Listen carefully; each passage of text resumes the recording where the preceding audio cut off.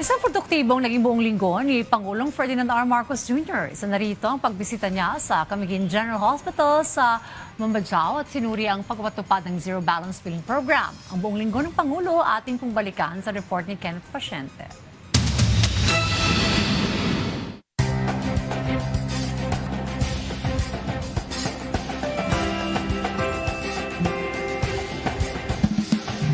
Nagsimula ang linggo ni Pangulong Ferdinand R. Marcos Jr. sa kanyang pagbisita sa Camiguin para pangunahan ang inaugurasyon ng Benoni Port Light Craft Landing Station.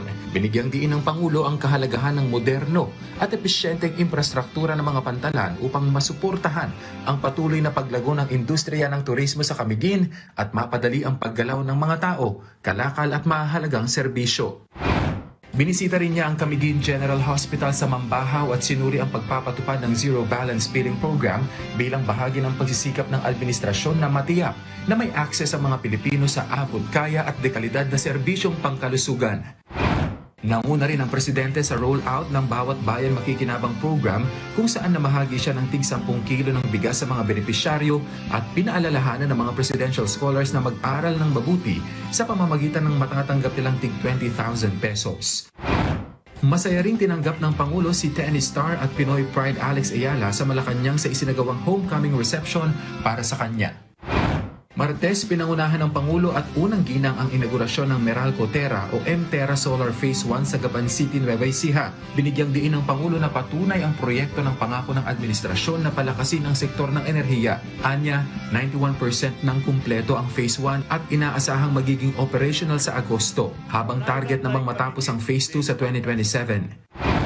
Binisita at ininspeksyon din ng Pangulo ang National Academy of Sports sa Capas Tarlac na bahagi ng hakbang ng pamahalaan na suportahan ang mga batang atletang Pilipino sa pamamagitan ng makabagong pasilidad sa pagsasanay at dekalidad na infrastrukturang pang-edukasyon.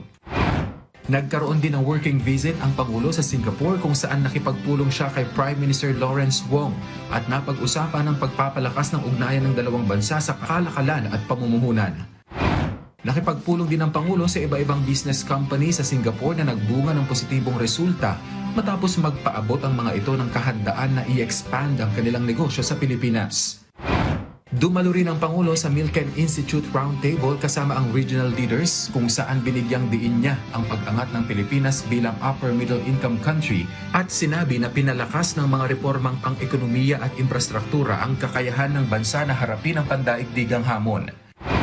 Pagbalik ng Pilipinas, nagsilbi bilang panauhing pandangal ang Pangulo sa commencement exercise ng salighirang Class of 2026 ng Philippine Merchant Maritime Academy o PMMA sa San Felipe, Zambales. Kinilala ng Pangulo ang tiyaga at galing ng mga nagsipagtapos kasabay ang pagbibigay diin na patuloy ang hakbang ng pamahalaan na palakasin ang edukasyon, pagsasanay at sertipikasyon sa maritime upang mapanatili ang pandaigdigang pamantayan at mapangalagaan ang empleyo ng mga Pilipinong marino.